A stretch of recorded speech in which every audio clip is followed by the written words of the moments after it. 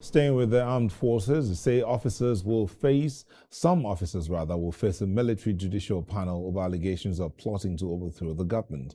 A statement from the defense headquarters confirmed that investigations into the arrest of 16 officers have been concluded and forwarded to the appropriate authorities in line with the Armed Forces Act. The military says the probe uncovered conducts inconsistent with ethics, professionalism, and constitutional loyalty. The officers were detained in October 2025 over alleged indiscipline linked to career stagnation and failed promotion examinations.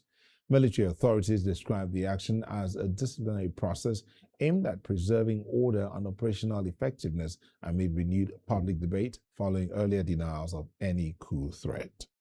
And I'm being joined by Professor Amboson, a retired major in the Nigerian Army. Thank you for joining us. Thank you. It's a pleasure to be with you today. Professor Amboson, some will say, whoa, from being a major to a professor, how's that working out? That's the grace of God. God has been so faithful, and I return all the glory to Him. Thank you, Prof. Yes. Let's look at this matter of the military and what's before. Let's start off with this coup situation. Last year, there were those rumors about a coup plot and then an attempted coup, rather. Then we heard that some 16 personnel of the armed forces have been arrested and detained. Now we're hearing that the investigation is done and they're going to be court-martialed. Please walk us through this process. How would it happen? For a nation to wake up and they hear the news of a coup plot, it takes a lot of time, a lot of planning. Then maybe there's dissatisfaction in the military itself. Nigeria has gone through a lot of crises right from the time that Amboson took over. I handed over to Obasanjo. For me, I would have thought that this is the time for us to stabilize and start thinking of developing the nation and grow our economy. Then, and especially the military today, we know our military is well trained, and they have a command structure that you cannot just wake up and say you are changing any government.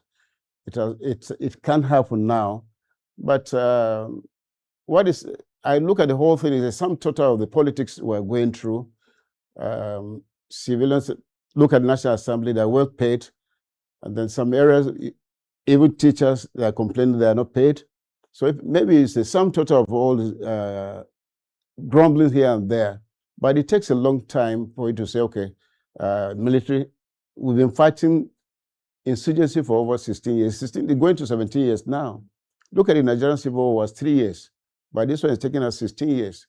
So the focus now would have been how can we contain insecurity within our land. So are you saying this matter of going ahead to court-martial these officers shouldn't even be like on the table? No. What I'm saying is that it's a very serious case because for you to plan a coup, it's not a small exercise. But let's because you want to change government, and I hope it is not what is happening in West Africa, the West African region. The wave that's catching up with Nigeria. Because Nigeria has gone past that level. But what do you think? I mean, for an officer, and if you look at all of them, the least in the ranks there is a lieutenant colonel. No, it's a lieutenant. A lieutenant. But what do you think would cause an officer who's gone through a training process of years of training and service? What is it that will make that kind of officer get up and say, let's go change our government? If you look at the first coup, 1966, the military felt that time that the civilians were not doing well. So they had some ideological inclination from what was happening in other parts of the world. They felt there was need to change them, and the military were not being taken care of. So, and that thing came, and so many of them, they knew that there was corruption in the system. So wanted to correct that aspect of it. Today, there's corruption everywhere. I learned 25th of January, there was a coup attempt in China. So people are not happy with what is happening. If you're a leader and you're not providing the required leadership, which people voted in there, then there's bound to be discontent everywhere. People are bound to complain. But Nigeria, we're evolving where we expect things to start moving well, with the changes going on with the present government. So right now we know that the military, as it is, the Nigerian defense structure is really spread because, as you said, 16 years of fighting insurgency. some personnel have also complained about welfare issues, not being properly taken care of, weapons not enough, and then running out. And then it looks as though the insurgents are having more sophisticated weapons than they are. What should be going on now to see that these personnel are encouraged to stand instead of wanting to look for avenues, maybe to desert or want to change the government? I'm happy that during the celebration of the Armed Forces Day, the president was able to make a commitment. He has already made a promise. They are going to look at the welfare package for the whole armed forces. If you travel abroad, you discover the military are well taken care of, even pensioners. We have so many out there. They've lost their breadwinners during this crisis. We have widows, we have orphans everywhere. Government needs to take care of all of them.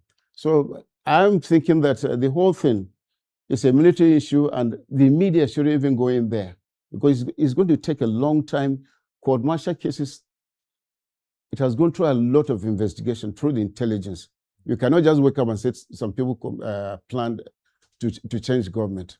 It's a process that investigation, people were being trailed, and then they got caught.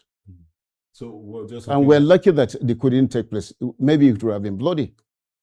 Oh, well, so we'll just be hoping that eventually when they're done, we'll get to know what the final decisions were. Since the media is saying 16, and the Director of Defense Information has confirmed 16, maybe there are still other officers, assessors. If you have assessors outside, maybe you had information and you refuse to report.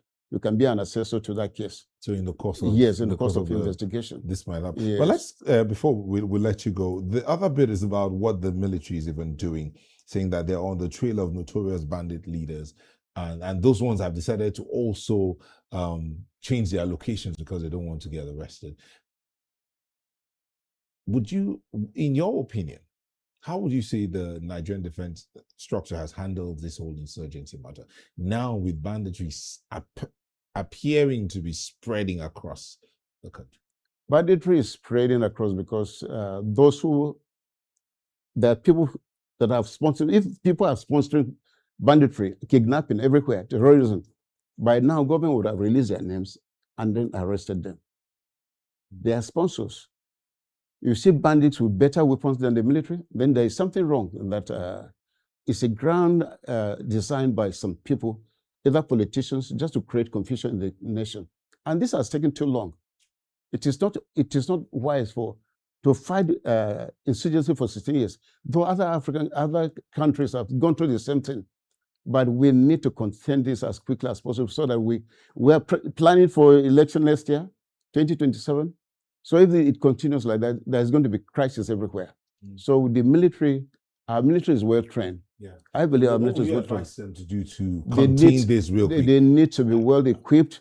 They need air power. There should be air power. Just look at the operation in Gaza. Last year, it was the air that sustained them.